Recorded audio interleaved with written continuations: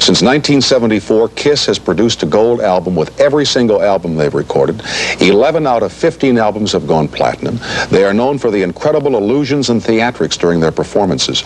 The drummer goes 30 feet up in the air and turns around. The bass player grunts, groans, flies 40 feet up in the air and spits blood. The lead guitarist sets off fireworks and smoke illusions and blows up his guitar. And the rhythm guitarist crashes his own guitar into eensy, beensy, teeny tiny pieces, and he passes them out to the audience at the end of the concert, and the audience takes them home and trades them for food. KISS is best known, however, for their mythical personas on stage, the wild makeup, the spectacular costumes, the superheroic posture, and they're all here tonight. The KISS phenomena does not stop with sound. There are KISS games, lunchboxes, toys, pinball machines, and soon to come is KISS World, a traveling amusement park. It all adds up to an incredible organization with millions of dollars and millions of fans, and here they are. Now, let me tell you something. These four young men walked in here this afternoon about, what, 3 hours ago, 4 hours ago, carrying 8 enormous sacks filled with all their outfits, their shoes and their chokers and their capes and their jewels and their paraphernalia and their makeup. And I cannot believe that they would spend all this time, because they're not going to perform here tonight, but rather get into themselves, as we like to do, or get people into themselves. So they did this for us, and I'm so appreciative of this. And they'll all be out here in just a second. Now, here are the remarkable members of KISS. And first of all, Mr. Gene Simmons, who is the bass player, who is the bass player. Mr. Peter Criss, who is the drummer. Mr. Paul Stanley, who is the guitarist. And Ace Frehley, who is the lead guitarist. I'm not the I'm the trout player. Now, tell how this started, you know, because Gene came in and he said, I didn't know I played bass. And I said, well, I see Aykroyd on Saturday Night Live with the bass fish, and then you say the trout player. I have to excuse it. Bass. Yeah, bass. Been called many things, but not the bass. Never a bass player. Never a bass player. What would happen if you went out on stage for a concert and you didn't set off the fireworks and you didn't break up the guitar and you didn't have the smoke and the fire and the blood and all that, and you just came out and did your thing? What would they come to the concert? It would still be a rip-roaring rock and roll show, because what we do when we go out there is we don't stand still when we play our instruments. We run around and pretty much raise hell. Can we say that on TV? Yes, you can. Well, we raise hell. I have medals from, you know, early days in high school, track, and I'm sure we're four very athletic young gentlemen. No, I think incredible. Yeah, this is our thing. You know, going out like this. So if we didn't go out like this, a lot of people would be really disappointed, because KISS is known for the big show. So why shouldn't we go out and do what people expect? How does what you do now in concert, what we saw in the videotape, and I'm assuming that that's reasonably recent, how does it differ from when KISS first went out on stage? Did you come out with this tremendous energy right from day number one? The energy was there, the equipment wasn't. We used to go out and we wanted everybody to think we were famous and that we were very big, so we used to have amplifiers that were empty because we couldn't afford speakers. I remember that. We'd pile them against the walls, and we'd tell the lighting man, don't put a light on them, because you could see these circles. Right. You could see where the speakers were. The energy was always there. When we used to play little clubs, we started out playing in Amityville, Long Island, and we always said, this is the garden. You know, every night we played. Peter said this was the garden. I want some credit for that. In fact, I remember opening up for lots of bands that had half the equipment. Oh, I see there's a live human being over there. Half the equipment right here in front of us. Wait a second. Have you recorded your laugh? No, we want to, though. You must record. These guys have been talking about recording my laugh. We've done 15 albums. They've never done it. Maybe on the 16th album they will do it. I think you recorded it on your solo album. You did. Absolutely not. No, he didn't. Yeah. Ace has been saving it for a KISS. That wasn't my real laugh. That was just a compilation of... All right, upcoming and future KISS albums, Ace Frehley's rap. Right. You were saying something. I forgot. Oh, all right, fine. No, I know what it was. When we first started out, we had so much equipment that the other bands... Wait a minute. Yeah. We had no equipment. We were broke. Oh, you remember the Marshall amps and all that? Oh, the phony Marshall amps were incredible. Right, phony Marshall amps. And we used to open up for these bands that had nothing. All they had were guitars and drums, and we had this 6-foot logo, and this was way back in '74. And people just used to get very, very angry at the fact that we could come out, put on we had a levitating drum set. Wait, we were still doing that a 30. was funny. It would go up 6 feet, but there was like guys with ropes. Keeping it from falling over. Pulling me up, you know. And if we didn't get the guys for that night, the drums were going up. When we first started out, we used to play clubs, and the drums would go up, and Peter would be like this, and the ceiling would be getting lower and lower. And I used to tell the guys, don't lift me anymore. They still keep going at it. No, but actually, sometimes it worked on a chain drive. The first levitating drum set that we had, Bicycle chain. and sometimes it would skip. Gotcha. Just, have you ever have a 10-speed bicycle? Surely. It would go up like this, And then drop and go back. It's like going up again, drop like And this. my heart would drop with it. And we all fell for Peter. Yeah, well, we played along with it, though, you know. In fact, the first time, that's part of the show. You can never let on. I'm glad you guys When we did. first started playing, we had to get used to wearing these kind of shoes. And Ace is notorious for his bad balance. And maybe the first couple of months that we were on tour, invariably, once a night, you would hear a thud on stage and you would look, and Ace would be sprawled out. And being troopers, we would run over and play over. These guys were incredible. It was if I would fall on choreographed. stage, these guys would run over to me and make believe like it was part of the show. They'd stand over me and we'd do like this. I'm looking up and they're looking down. We'd put the guitars together and bounce them off People and would turn love around. it. There goes the lead Well, guitarist. that's part of the show. When you see the audience going crazy, what goes through your minds? Do you have time to think about audience reaction while you're I performing? feel like I'm in a movie. I always get the feeling that you know, without comparing ourselves to anybody else, it's almost like the mid-60s, like we're in a Beatle kind of movie. And we're not even playing ourselves because, I mean, when you realize that a lot of the people at the show have been waiting 3 or 4 months to come see us, and this is like the big night for them. And when you see all these people screaming and crying and all that, and things on, Crying. Why did I spend all that money?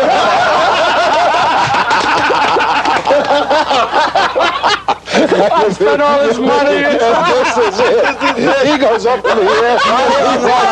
We're out of here.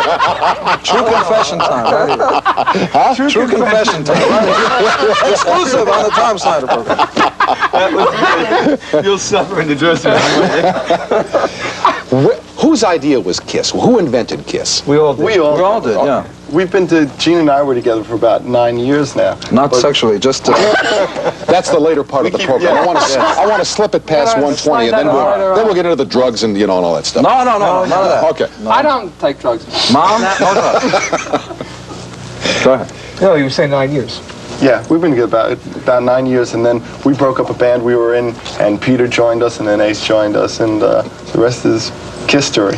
We always wanted. I always wanted. Christmas, it's like everything is Really? Kiss. Christmas, Kiss story. The thing was, we always wanted theatrics and music together. I did by myself. We're still and- hoping for it. No, and finally I met these two nuts, and they wanted it. We picked him off the Bowery. Tom McCann, 398 We got him on. specials. That was it. Can I just go around the horn here and start with Gene and tell me where you're from and where you went to school? All right, I've got a question to ask you. My manager's off stage. Is this true confession time or am I on? No, you're All right. Really on. All right. Then I'm from New York City. I'm from Wait a second. Wait a minute. They're not on. Okay. I'm from Queens, New York. Actually, not too far away from Paul's house. We kind of used to wave to each other before we knew. That's right. Before we knew each other, I'd see this guy waving back. I'd wave. Gene was and into then, telescopes. telescope. He loves Mom? it. Huh? Ace loves it. Ace loves Can I anything. tell you something Oh, funny? I get beat up Before you guys came on, they gave me a little sheet on each one of you to read, where you're from and how you grew up and blah, blah, blah. And the note said, now Ace seems to be the most laid back of the four, and he's the one who'll probably be the hardest to make talk. Well, this is not Ace. This isn't This is George. This is George. I'm an imposter. Ace is back in his ass. That's true. We got our roadmap. Who's on first? What's on second? Listen, Tom, about that swampland in New Jersey you were wondering about. You grew up in New York. You all grew up in different parts. I grew up in the Bronx, Queens, Brooklyn, man. I grew up 211th Street and Broadway. I was the only Jew in an Irish neighborhood. And you learn to either run or fight. And then I moved to Queens. But he used to paint himself green We were still running the every once in a while. And That's where the makeup comes in.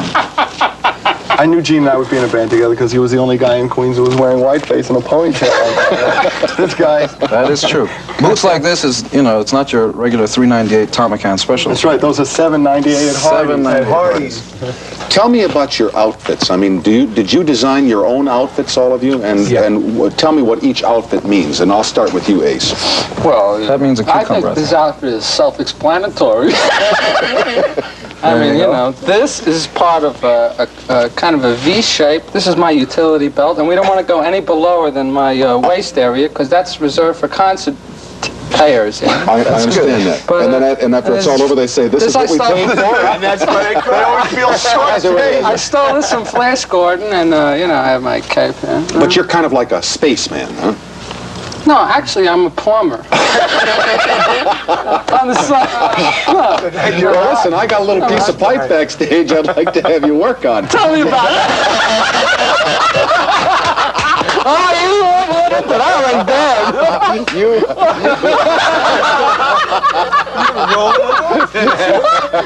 You old sweet talker, you. But I'll tell you, I read on the sheet that they gave me where they said that it's hard to get you out of your shell. It's hard for me to talk. I'm very introverted. Try to cheer down. That you wanted to go for a ride in the first spaceship or a rocket ship or something like that.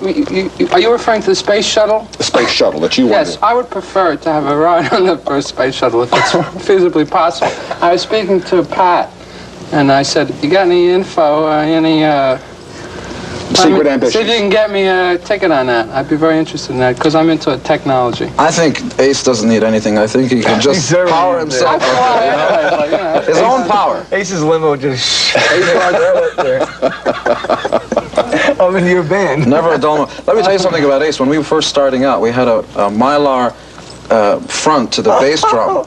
We would play these clubs, and we're still trying to figure out who it is that we are, what it is that we're trying to put across. And Ace ultimately... Ace, yeah, look at him. Hi, Mom. Ace ultimately would look into the Mylar and start laughing at himself. I liked when he liked me, kept up. Having a rotten time, right, Tom? I'm having an awful time. Take it easy. It'll get better. We'll hope so. I was just talking with the gentlemen in KISS, George and Peter and Paul and Ace about... George is our road manager. I want to ask... Oh, George! Oh, you're Ace! George is not here. George how about is here, but he's Gene? in the background.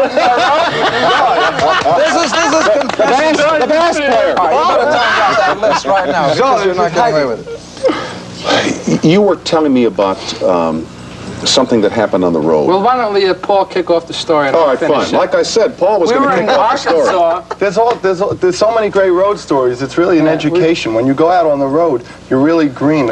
I just thought of something. The very first tour we did, you know, you expect all these women and you start settling for girls. But Confession time here. I remember one instance where I didn't even tell you. I was with a girl in my room, and I said to her, "So tell me a little about yourself." You know, she said, "I just got out of the nut house." Oh, that one. Yeah. No, but the story we were talking about, we were in Arkansas, and I was That way you wanted to stay in your room that night. I was with a girl, and this was the first tour, and it turned out. This is about 4 years ago. Turned out that she was 16, and it turned out there was a prison right across from the hotel, convenient to take me away, and it also turned out that she made her living going from room to room in the hotel. She was a hooker. And all of a sudden, there's a knock at my door. And it's the police telling me to open up or else. And I can't figure out what's going on except that somebody must have told on me. Meanwhile, Ace is in the room next door throwing his furniture onto the highway, having a party. Yeah. We were on the 20th floor of a hotel, and I don't want to name the hotel because I don't want to be incriminated. Again. Anyway, I threw all my furniture out the window, and I was with two other friends of mine that actually were from New York, but had somehow ended up in Arkansas at the moment. Anyway, to make a long story short, we were in Canada. my road manager runs in the door and he says, "The state troopers are here. They're going to arrest you." He said, "Get in bed and put your head under the pillow." I said, "Great." So 5 minutes later, the state troopers walk in, and there's my road manager, Frankie Scanlaro. Hell of a nice guy. I love him. And he says, "Look at him. He's drunk. He's under the pillows. He didn't do anything." Go to Paul's room. Con on us. He was There's a lot of people in his room. There was a big party. They got him drunk. They drugged him. They threw all his furniture out the window. They ran out the door. They got him drunk. They got him drunk. They got me drunk. I fell out. They threw all his furniture out the window. Look at him. He's We gone. got away with it. And he talked his way- And it flew, huh? Yeah. that wasn't the first time he talked his way out of getting in jail. But he was an incredible guy. Frankie, I love you. I'll see you New Year's Eve. Going into the last commercial, I don't know if we still have the record up, but we played a piece of music and you'd said something that caught my ear. A lot of people won't recognize that. That's Beth, written by Peter Criss. As being Kiss music. Yeah. And if it's still up, if you could just sneak it in a bar or two, because maybe people watching this have a short memory span. It'll be here in a second. But now, why would you say people wouldn't recognize? People have preconceived notions about who it is that Kiss is. You know, they think that all we are is, you know, guitars, loud guitars, drums. We're also four happy-go-lucky kind of guys that wear makeup. You know? No. Go ahead. We, Happy-go-lucky. Peter Criss. Naturally, they don't play the vocal. That's us doing No the guitars, no drums, that's right. That means down. That means down. My God, to me it just looks up and down. Yeah, just down. Well, that goes to show you we could write with, you know, it's a symphony. I mean, we used a whole big symphony when I wrote that tune. When have you done that in front of people? I do it every night. With a tape. We use a tape for I use that a tape, but I sing live to it. And we won People's Choice Award for it. It was a big hit for us. But you played the violins yourself? No, we no, had no, like no. a You have charts written out for, you know, the various sections, and you make sure that they play the right melodies and the right timbre. A lot of people, you know, have so many preconceived notions about Kiss, but the greatest thing about the success we've got now is that we're basically free to do anything we want. like this. What are you doing? He's ruining your teddy bear. I'm trying to make him a space bear. Space bear. The only space bear in captivity. I got him. He's captured. Captain Bear. Okay. Space bear. How are you, Tom? I'm all right, thank you. In your off time. I mean, when you're not performing, not in your off time, but when you're not. What is the recreational activity that you enjoy? Oh, orgies, Yeah.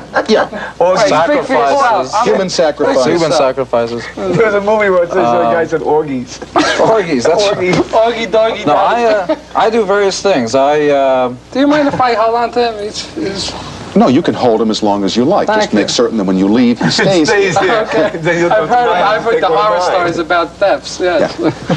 watch horror movies, collect Betamax cassettes of horror movies, cartoons, old. Try me. Name me any horror movie, and I'm putting you on the spot.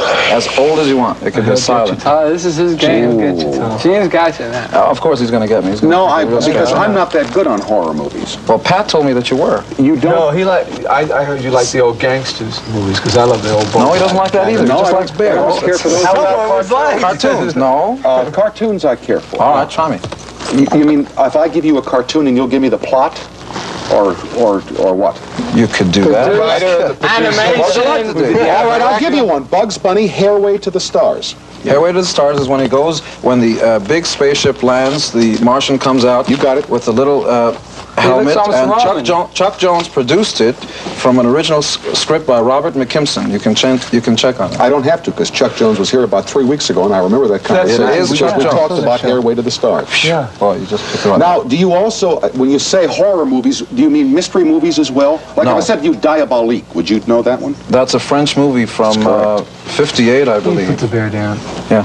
I don't really go in for suspense mystery as much as something that's got a sense of outre about it. How about that? That's a French Well, movie. then you'd know the I day like the it. Earth stood Sounds still. sexy. Of course, 1952, Michael Rennie, Gort the Robot, Klaatu Verada Nikto. Hi, Mom. Here we go. How am I doing, Mom?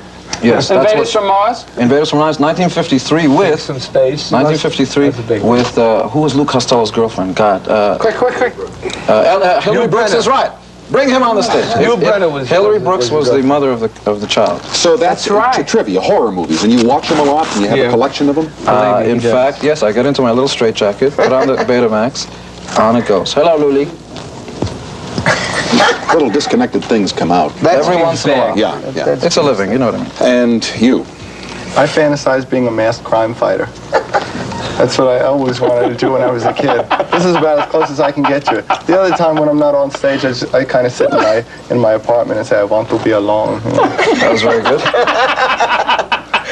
Someone once said that, didn't you? When did you start dressing up? Like this? No, this is not This dressed isn't, up. you know, This when isn't that wild for this guy. No, this really. You should see what I wear on the street. Nothing. I don't know. when I was a kid, I always had this dream of becoming a crime fighter, but there was never any call for it. I always wanted to be on a stallion overlooking the Long Island Expressway with, with my hair blowing back fighting crime, but it just didn't work. No, there aren't too many guys around on stallions looking over the Long Island Expressway with their hair blowing in the wind. Except at night. Hi, I fight crime. Are you the one who used to one of you used to race cars a lot, or? Well, I tried it, Yeah. but Many it doesn't times. work well for me. I've wrecked quite a few cars in my time. I'm very lucky to be here. I really am. So I stopped that. I promised to be no more racing cars. Well, Peter, we're very lucky to have you here. Well, it's good to be here. No, Tom. it's really strange, Tom. Peter has 9 lives. He's come close several times. That's good, Ace. He's the And we cat. still love him, and we're glad to see that he's still around. God love you. So now I stay up watching late. I like Bogart movies and Cagney and the real old gangster stuff. Dillinger, all those real. And I collect guns. I target shoot. I don't Just hunt. toy guns now. We're not talking No, about I real collect guns. real guns. What do you mean? I can say that. But as a collector of them, because I of collect them and I shoot them only targets. So I never hunt animals or anything like that. what is it about having a gun collection? I'm fascinated by them. Maybe because I'm fascinated by gangster movies. If I could relive, I would love to be in the 20s and be like a Dillinger or a Babyface Nelson. In the movies. See how I'm trying to bail him out? In the movies. It's LaCoin, our manager. Hello, Bill. Well, wait, if he must be on the Gene, are you kind of the guy who kind of keeps it all level mother. and keeps it all? You know what I like? The mother. He's the mother See, because superior. let me tell you something. What's hit? The man is hitting. I don't believe it. Because if this guy, break, for God's That sake. was for fun. I'm your host. That was Gene for fun. Simmons talking about being a monster. Well, try this for fun. Man's violent, for heaven's Gene, sake. That was in fun. You're rude. I'm sorry. all I know is if this guy gets himself in trouble, I'm in trouble. Wait a minute. You can run around being a vampire and I should be a Cagney? That's not fair. Here we go. I just started something. That's what I just said. He wanted to be a gangster in the 20s, and that's what he wanted to But be. the 20s are over and here I am now, a drummer That's and right. Kiss. But everybody's got a fantasy, and we're all good guys. You know what I mean? Absolutely. Good. Probably have Definitely. a good substantial breakfast every morning. No, we Oh, I was No. giving the money to the poor. That's good. I would have Well, kept all one of you has to do is say nanu nanu, and I'm up 40 feet in the air. No, I wouldn't. Now I read again in the little thing, the one that said Ace probably won't talk at all. Toys, that you were a toy or a game collector. That's true. No, Gene, I collect it's Phil toys. Donahue says, I need a little help here. You know what I mean? No, I told Pat I collect antique toys. I'm very articulate if I want to be. Do you want to be? Talk to me? No, but now we've gone through their fantasies or their things that Well, they yeah. Let Ace tell you I'm about the into toys got science under the fiction, ground. I'm into technology. I'm fascinated by the fact that 5 or 10 years from now we'll be able to have space stations circling the Earth that are totally controlled and energized by solar energy, that are totally independent of the Earth. I think that's fascinating. Would you care to tell our audience what you were doing at 4 o'clock this morning? No. I don't want to get arrested. No, actually, Seriously. I like that. But actually. I'm a Taurus. I'm a down-to-earth human being, and Yeah, right. Yes. Taurus is an Earth sign. Come on, let's get back to reality. But Ace is in spirit. We are. Tell him about the toy you've got under the ground, that big toy that you just built. Oh, bunker. I built a recording studio underground, 18 feet underground, next to my house. I mean, you're talking about the state of the art on the East Coast. There's no place like this. It's automated board. It's all computerized. Cost me a lot of money. I don't want to talk about it. My cannon's ready to. No, but this is good. I'd got a like you place to to tell hide. about the helicopter that you're building. Well, I'm into radio-controlled, model airplanes, and most recently helicopters, which are more fascinating because they're much more challenging. Anybody that's into radio-controlled models knows that right now helicopters are hard to control. And it's the state of the art now. Bet you didn't know it's that. tough. No, I didn't. Yeah. The Germans make the best ones at the moment. Right now I have a Japanese one I'm having trouble with. I have a German one on order. Don't Okay. do it. I'm not doing anything. I'm talking about. Don't you dare. This guy's a good egg right here. He's a little hard-boiled, but he's good. What strange things have happened to you? Strange fan mail or strange... Look at this. You know, as soon as we start... Come on, Gene, call him off, please. Okay. Okay, Easy, Ace, go Okay, on. Gene. As soon as we started doing concerts from the very first show on, the first show, in fact, was done pretty close by, 14th Street, right off of 5th Avenue. First show we ever did was New Year's Eve, 1973-74. My hair caught fire. There's a part in the show where I breathe fire, and of course I hadn't had too much practice then, and the right side of my hair caught fire, and everybody thought it was part of the act. You know, they just went right along with it, and I didn't know what happened. Somebody came, doused me with a towel. That's the trouble with this show that we do. It's so big, and there's so much going on that when something really goes wrong or somebody gets hurt, nobody ever knows it. Well, at one show, I got hit with something, and my eye was bleeding. And go ahead, Paul, bleed from that eye. Miami, when you got electrocuted. I was electric. I almost Want to throw a died. bomb up at me? That's not fun. I've been laughing this whole show. In Miami, I touched the railing, which was metal at the time, and the railing wasn't properly grounded. And everybody in this group knows I almost died that night. We finished that show, passed though. out. I couldn't, for the rest of the show, there was no feeling in my fingers. That was a close call. So since then, we've gone with more electronics. We've got Wireless guitars now, so we that can't don't need be wires, shocked. based on the radio. Same principle that his helicopter is based on. Yeah, even, Absolutely. even once That's great. What I got? That's what I call band and interaction. M80s. And I couldn't... You got to start over because he was going while you were starting. When he was electrocuted, somebody once said an M80. What a line, huh? Hey, when Ace was electrocuted, you know, when we fried Ace. Slow right into it. I was a TV moment. And it really, really incredible. I really couldn't hear for 3 months. It was really dangerous. That's why we Really was. I still can't hear. Why? Peter, what? No, you got to tell it all over again. We were in some town, I don't know where it was, way down south. Way down Dixie. And I got some kid through it. They're called M80s. Oh, the big firecracker. Yeah. Yes, It was cans, Memphis, cherry down the bombs. toilet in It was school. in Memphis, Tennessee. And it literally blew me off the drums. And I woke up in a car. And I went back and did the show, but I couldn't hear out of my ear for at least 3 months. It was really dangerous. So that's why we got some bad reviews. Yeah. But there's been some scary moments. Who do you think is the audience for KISS? Who do you play to? We initially thought we were doing this for ourselves initially because we started out. Here's the old rap we had. We initially started out being the audience. It wasn't that long ago, and the premise behind anything that we do is we try to place ourselves in the audience. Would we like it if we did it? Mm-hmm. And we started out with pretty much of a middle teen audience, and now it's grown into a circus. We've got bears. It's amazing.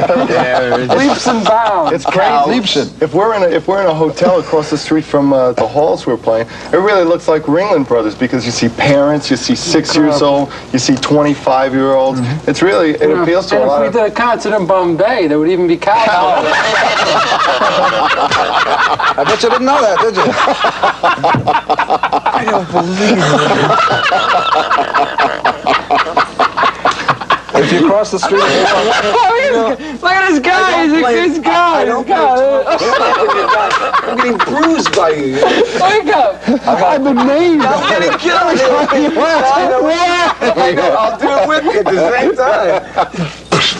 I've got to move on to the lady Dorothy Dietrich, who saws the member of the staff in half, which is a million laughs. Do you want to be sawed in half tonight? Absolutely. Why not? But may I thank you all for being here. Ace, Tom, you have a hey, terrific I sense of enjoyed it. humor, and you're a good And man. enjoy the trains. Thank you very, very much. I heard about Thank you that. very, very much. I'm Peter, into it, too. good to Thank see you, you. Tom. Thank you very much. And Paul, thank you. It's great. And I'm sorry I said you were a bass player, Gene. You're He's a good fish. quite all right, Ralph. He's a good egg. Take care. Thank you all very much. We had a ball. It's a pleasure. Happy Halloween, everybody. Happy Halloween. Watch out for Mom. that full moon. Where are you? Okay, True Confessions. We will continue after these words from our sponsors. Yes. And what about the attendance? It's a record attendance. The attendance is wonderful. Unbelievable. It's unbelievable. Over We're so 100,000. pleased. We sent out invitations to all our friends and said, please come spend the day with us. And lo and behold, we have 100,000 of our closest friends who came here to deliver a sermon on rock and roll and to let the world know that rock and roll is number one. Thank you very much. Peace, love, happiness, black leather. Amen. Just for a second of seriousness. All right, well, that's over now. And I'm running for president. Yeah, good idea. Hey, why not? We have enough clowns. Yeah, Gene, how did Japan go for you? How did my what? How did Japan? Japan! I thought he said, how did my bang go for... No, Japan was really fabulous. It was outstanding. We hadn't been there in actually 11 to 12 years, and we had to go back and visit some of our children. We ate a lot of raw fish. Was it hot stuff for you, Gene, out there? It's great. It's really unbelievable. What they do. It's hot stuff, yes. It's hot stuff. It was great to look at the people's faces, and it was grand. Knackered I was. I'm hurting myself. Paul, tell us, what's it feel like to be at Donington again, this time on your own terms? Well, you know, last year was kind of like a little bit of foreplay, and tonight we all come together. You know? You never give up, do you? We're going to have a whale of a time in the editing suite again. The last thing we did the thing we did with you in the States was the first thing we've ever had to edit. Yeah, do you believe that? The Bailey Brothers with Kiss. Good night. That's all that was useful. Yeah. We're going to have some new material today, Gene. We're going to do new stuff. Actually, we're going to start the set with Deuce and really dig back and do a real sort of review of the past 15 years. Yeah. So the show's going to be 15 years long. Right, look forward to that. We'll see you in about 15 years' time. But it's great. We're obviously very honored to be here, and it's great to see you people. We love Very it. good. Very good. I think everybody's going to have a good time. A splendid time is guaranteed for all. And the rain stayed away. Just going to say that unbelievable. Let's just make sure we get on before it starts raining. I think we better get off and get on. As soon as we start playing, it's going to start raining. Okay, listen, we don't want to keep... start tapping his toes, and that's it. That's it. We don't want to keep you any longer, Paul. Have a great show, Gene. Gene, thanks for popping in. A pleasure. All right, you. All right. Got a brand new album out, Crazy Nights, and I caught up with Gene Simmons and Paul Stanley recently and asked them, it's your brand new album, what's it all about, boys? Well, if you buy the album, you'll find a hole in the middle of it. And it's 11 songs. And we spent a good bit of time doing it. And it's great. I mean, I can't lie. Folks, it's great. It's in the tradition of everything we've done that's real good.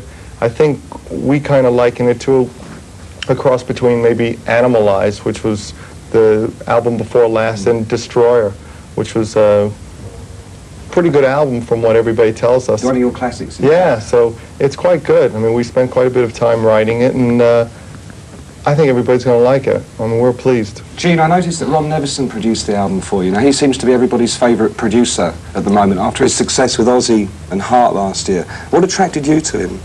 Actually, Ron wears very tight pants, and that was one of the more important reasons that we got involved with him. No, that's not so at all. Ron had actually been known to us for a while for his work with the earlier English groups, Bad Company and Led Zeppelin and so on. Right.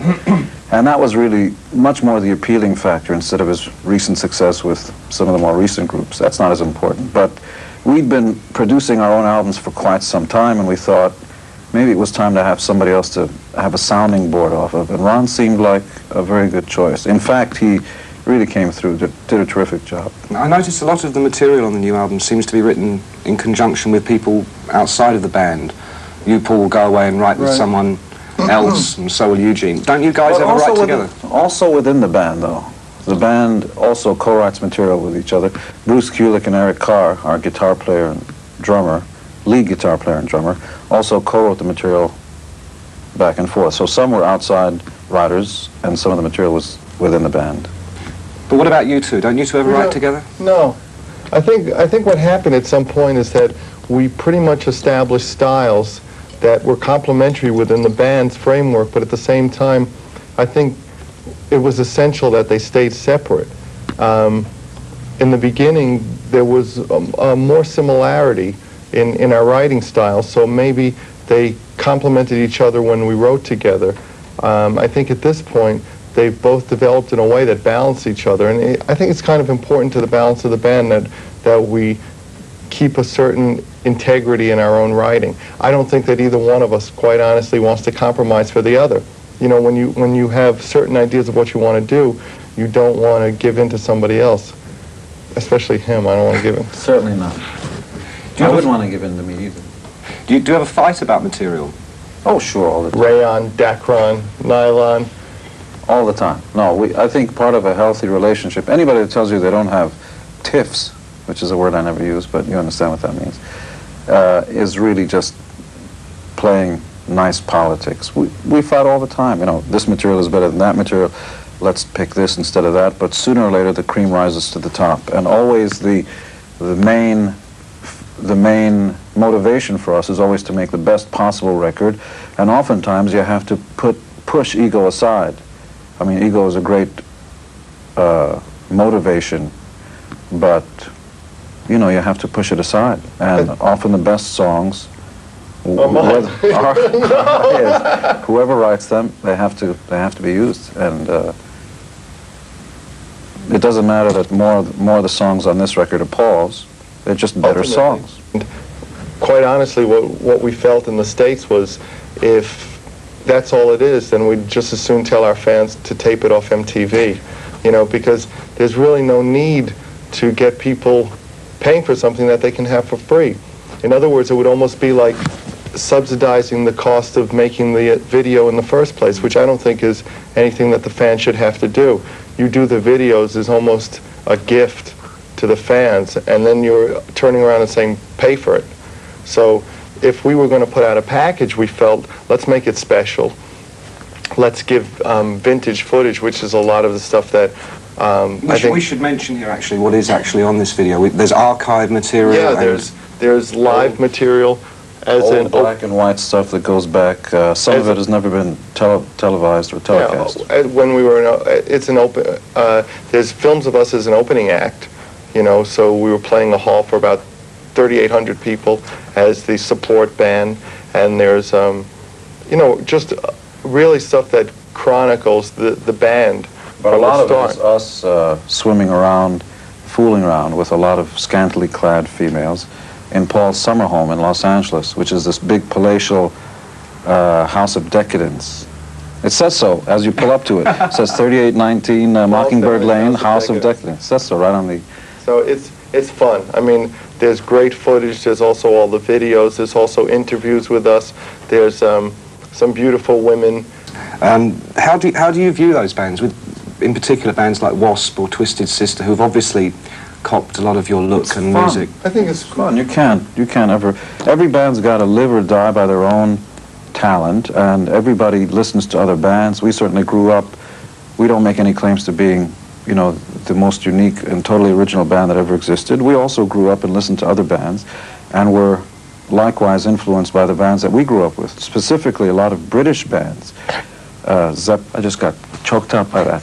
You know, Zeppelin, The Who, a lot of English bands, specifically the more flamboyant of the bands. And so these bands were influenced by us, and, you know, that's the cycle. Rock lives on, and it's fine.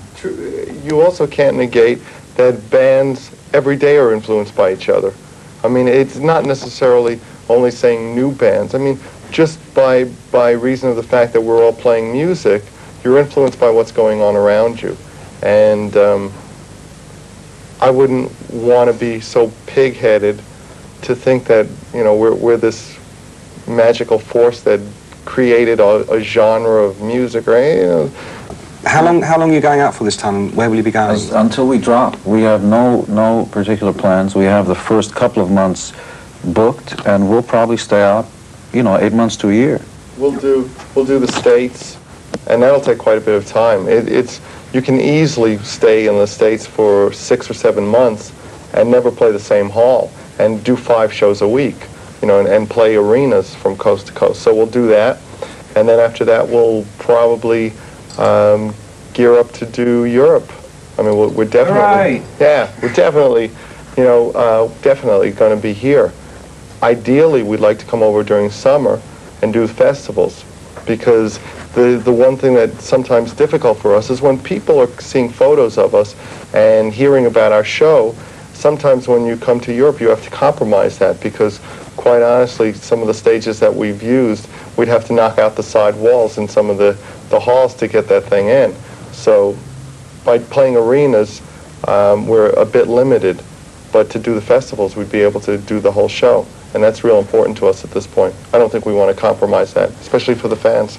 The question always arises, how much longer can they keep this up for? Do you see KISS continuing into the 1990s and keeping up the same relentless success that you enjoyed in the 70s and 80s? It's a big question. Yeah, it's so hard to say.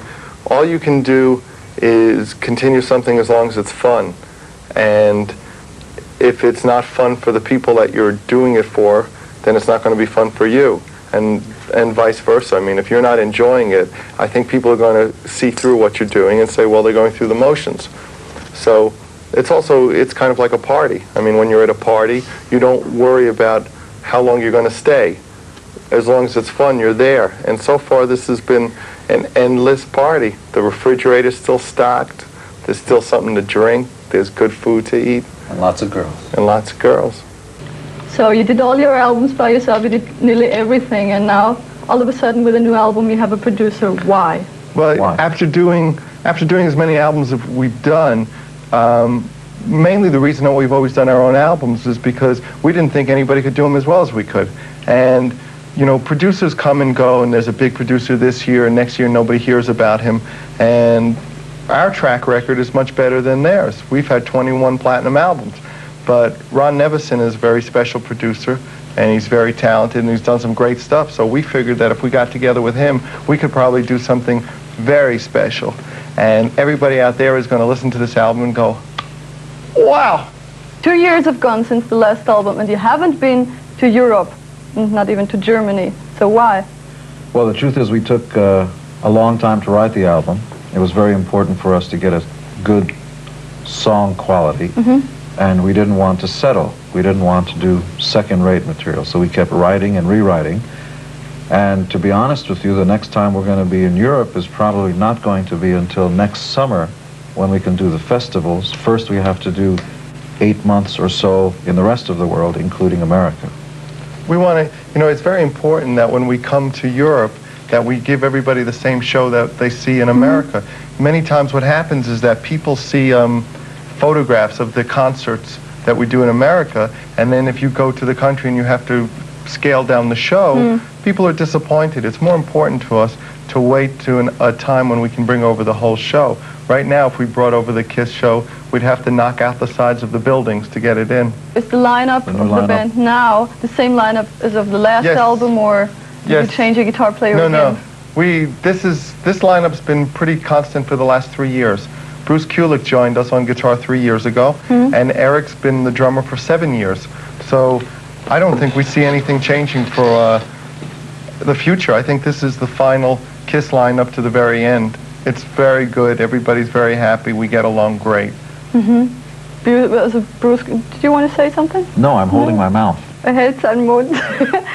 Your KISS biographical video, which is called Exposed, has not been released in Germany. I don't know why. It's going to be out, supposedly they said it's going to be out quite soon. And it's a great package video. It's an hour and a half long. In America, it's already a platinum video. The way it started is the record company wanted us to put out the last 8 videos on a cassette. And we said that we thought that wasn't fair to the fans because they're paying for something that they should be able to take for free off the television. So we said if we're going to put out a package, we want to have old concert footage, vintage footage, interviews with the band, beautiful women in bikinis and no bikinis. That's the point, I think, why it hasn't been released in Germany yet. Really? Because it made a big fuss in the press, I don't know. Really? Well, it's quite open and well, it's rock and roll. very private. It's very nice. It's a little glimpse of what KISS is like at home. And without all these people, we wouldn't be able to do these kind of things. So we thank them. After 21 LPs and 14 years of business with KISS, how do you still keep the pleasure in the whole thing, that it doesn't get boring after a while? It doesn't get boring because fans make it exciting all the time. It's fans who always remind you that they're there and that they're expecting the great stuff. That fans are really the only reason we started this thing, to make somebody else happy besides ourselves. You know, it's a dream come true for us. And every time you meet a fan who comes up to you and tells you how much the band means to him, it recharges you every time. You know, we just came into the studio here and there were some German fans outside and it was great. You know, they were just so much energy and you soak that up and that helps. I wonder how they found out, really. I have no idea. They were waiting for us at the hotel. It's amazing. They were under our beds. Unterm Bett auch noch. Skandal. Yeah. Open up the closet. Yee! There's somebody with a camera. It's the story of our lives, Skandal. There are always a lot of rumors, and the newest rumor is, particularly here in Germany, that there will be a KISS reunion with makeup and Ace Frehley and Peter Criss. It's very funny. one of the greatest things about being an important band, I guess, is that there's always rumors. Most of the time, they're not true. In this case, it's definitely not true. There's no plans. There's no reason to do a Kiss reunion because there is a Kiss. Kiss is Gene, myself, Eric, and Bruce. And we would never, ever want to go backwards. We're not interested in recreating the past. The past is the foundation of the present and the future. But to go out just to make some money and put together an old band, we don't want to. And Bruce doesn't want to do it, and Eric doesn't want to do it. I heard that you're really a fan of rhythm and blues music, and you as a guitar player. What do you think of the new style of playing guitar, like the real speed metal, which is really fast? Have you ever tried? Yeah, speed and thrash metal. That's what it's called in Germany. So, do you really think this is a new style that would remain, or have you ever practiced it? I don't think, everything. I don't have to like everything, Sometimes it's difficult to comment on something because people think that your opinion is so important. My opinion's not very important. I don't particularly like most of that stuff, but if somebody else likes it, then it's okay. I don't have to like what someone else likes. It's not my taste. So this kind of guitar playing is not what you would like to practice, or? No, I mean it doesn't do anything for me. Why have you become an actor? Because this is a rumor that's really true. That's that a rumor also. One of these rumors finally came true, is that you're in the film Ragman, Right. which is Trick or Treat in America. Right. So, what has happened? I don't remember that movie at all. I flew into South Carolina for one day, shot all my scenes, and then left. So I don't remember much of the movie. So what was the question? Why? Why have you become an actor? Why not? I think what we did is design outfits and design a show, and we went out there and wrote the songs, and whatever it is that we became on stage is who we became on stage naturally. There were no choreographers and no sort of acting coaches saying, well, to look mean or to look pretty or whatever, you have to do these sorts of moves. We just were whoever it is that we naturally are. But what if you hadn't become a musical performer? I love horror movies. So I probably would have been a ghoul stealing, I don't know. Probably something that would have gotten me attention, because I think ultimately that's why all performers do this. That's why at least I'm doing this. And I think the same kid in class who keeps making a clown of himself or is too loud or whatever, it's really the same thing that motivates me anyway. Were you that kid that was... Oh yeah, always too loud, always, sort of pulling the ponytail of the girl. But then you became a teacher, right? Yeah. So you did have to put quite a bit into preparing for this. Yeah, you go to school. That's what everybody did. I mean, at a certain point, I guess it's still popular. Everybody went to school. That's what you did. And everybody majored in something, and that's what I did. But I mean, at the same time, you play in rock and roll bands, and you work as a lifeguard at the Pines Hotel, and you flirt with somebody's wife and get your butt kicked in. But, all that stuff. It's not just straight... I mean, it's not like there's a book plastered in front of my face. And what about you, Paul, before? I was doing anything I had to get by. I was in the music and art high school studying art, and I thought about installing telephones, and I thought about going into commercial art, and I drove a cab. I was a cab driver in New York to make some money, but this was what I wanted to do all along. I never had any doubts that this was what I was going to do. When I was in high school, sometimes teachers would say, "Why aren't you working?" And I'd say, "Well, because I'm going to be a rock star." And they would say, "No, don't you understand the chances of that are really, really slim?" Yeah. And I said, "Well, no, you don't understand. I think if people pursued what they really feel like doing without any regard to the people that are trying to stop them, they'd get there. Most of the people that are putting barricades in your way are only putting them there because if you succeed, it's that much harder for them to deal with their own failure." What about your parents? Were they behind you in all of this? My parents were behind me in that they had faith in me. I think maybe a lot of parents don't have faith in their kids because they don't have faith in themselves. They were real But they understanding. let you do that, though. Yeah, They didn't they go were- in and take away all your No, posters, say, no, go posters. they were real understanding. And when I was in my room, I used to spend like 10 hours a day in the room with a guitar. And they just kind of let me do my thing and figured that even though they didn't understand what I was doing, it would work out. Maybe being rich, now it isn't so sudden, but in the beginning, in the early days. But we were too busy touring all the time. I think the first time we surfaced for air was something like 8 years after we started.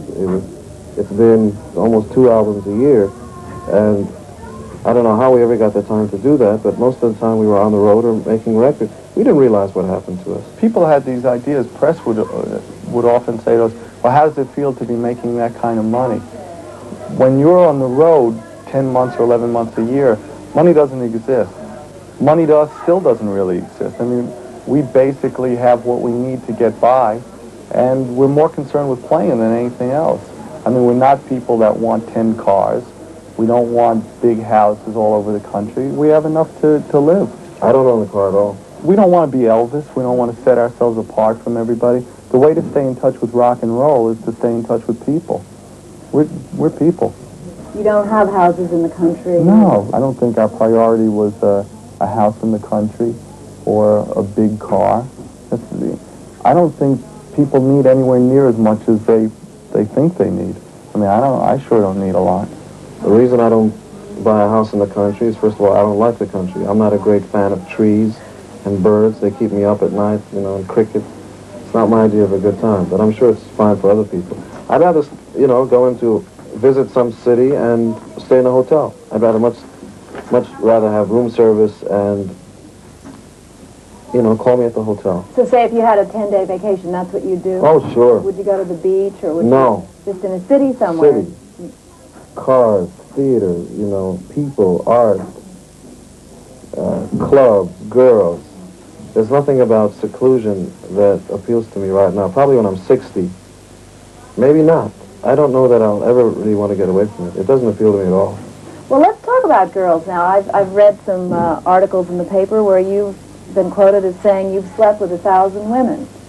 Yeah, just slept, good friends. Right. They happen to sleep. Each one comes in and they just go to sleep. So you just watch TV and cookies and go to sleep. And you're not married or anything like that. You can't pay me to get married. I don't believe in the institution. It's a figment of somebody's imagination. But is that based on a long-time philosophy that you started building as a child? No, I'm basically a slut, see? And if I were to get married, I know that, the same girl that comes in to fix the bed when my wife goes out is going to wind up in bed. And I don't want to lie to her. I don't think I should ever get married. I certainly don't think it would be fair to anybody to wake up in bed and find this guy next to them. But then, of course, there are some fringe benefits. Okay, it's your turn. How can I follow that? Yeah. Do you have a similar philosophy? Not at all. Do you envision yourself perhaps getting married Sure. one day and settling Sure. down or having a family? Sure. I think, that's the ideal situation, that's the ultimate situation. Until you can reach that point, or until you find somebody that you want to enter into a commitment like that with, you might as well have a ball. I think monogamy is fine with the right person. Up until that point, you might as well get your rocks off, Commitment is great if the person's worth it. If they're not worth it, just have some fun. Hidden messages, having to do with Satan or evil or, sex or drugs or whatever. And who exactly is behind all of this? I think... Is it a particular religious group? Is it Baptist, Methodist? No, because I don't think this has much to do with religion. I think it has to do with a bunch of self-serving people who are trying to use this as a cause to further themselves. I don't think this has anything to do with religion, because religion doesn't teach pointing fingers and trying to either ruin people's careers or their names. That's not what religion is about. You don't have to be a marketing genius to figure out. It's very clear to everybody involved that the more they talk about us, the more people are going to come and see us. So if that's clear, they're not stupid. They know full well that if they're going to do television programs and interviews about us being demonic and outlaws and all that, more people are going to come and see us. They know that, which is why I know that they're in it for themselves. That's Preacher Bob with a capital B and an O and a B. Send your dollars to P.O. Box so-and-so for my, stuff against Kiss. And you just send your dollars to me, I'll take care of those guys. They Tax-free, of actually course. solicit dollars to run campaigns? P.O. Box. At the back of each pamphlet, send your donations. We certainly don't preach anything on stage. We're in more of a position than they are to influence people. We play rock and roll music. All we're telling people is to have a good time, party, believe in yourself. If you believe in yourself, everything's going to turn out okay. In the late 70s, 77 or so, I found a band in Los Angeles called Van Halen, and everybody told me they wouldn't work, and I listened to them, unfortunately. There was another band in the beginning of the 80s that I found called Cinderella that I listened to somebody else again who said they wouldn't happen. And of course they happened. The idea behind Simmons Records is never again. When I see a band I love, I'm just going to put my money behind it and go for it. And which is why the logo of the record company is a money bag. I don't know if you've seen it, but it's a money bag and it's got a big dollar sign on it. And I don't want to make any bones about it. This is obviously stuff that I love, but we're going to go for it. We're going to go for the gold. Tell us what sort of label it's going to be. Are you going to confine it to rock acts, or is it going to be quite broad-based? I couldn't think of a more boring thing to do than just do heavy metal. Metal, man, it's a heavy metal band, you know what I mean? And the eyes disappear in the back of the skull. There's certainly a place for that. It's very important to make sure that that place is covered, but I want to do full spectrum. Rock and roll is not just about one thing. For every one person pointing fingers and saying, that's poser rock, and that's metal rock, and that's this rock, I'm sick and tired of the whole thing. It's rock and roll, and I'm going to sign the best stuff, no matter what spectrum of the rainbow it comes in. What sort of acts have you signed so far?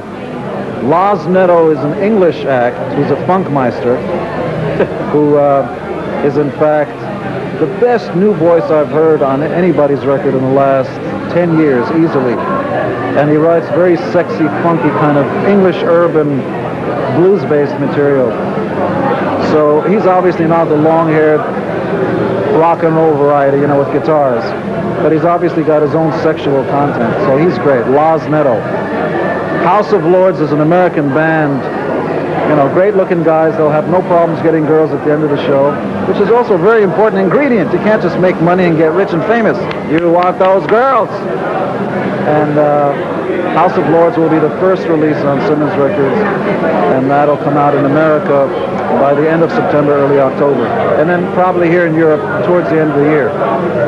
What for you makes a band stand out? I know you don't want to give away any trade secrets, but as you say, you were there at the start of Van Halen, Cinderella. What is it that makes bands like that, and indeed your signing, stand out for you? For free, huh?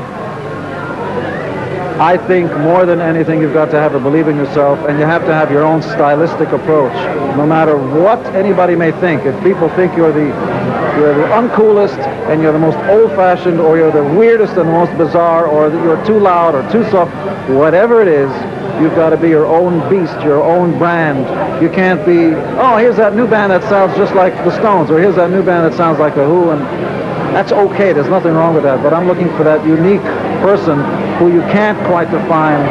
You can't quite say, that sounds like so-and-so. You can't quite put your finger on it. That's what makes it legit, original. Or a band that takes totally alien points of view. For instance, the Beatles took the Everly Brothers, which were white country almost, and Chuck Berry to even Motown, and mixed that up and came up with a really great brew. That's the kind of stuff I'm looking for, really diverse kinds of talent.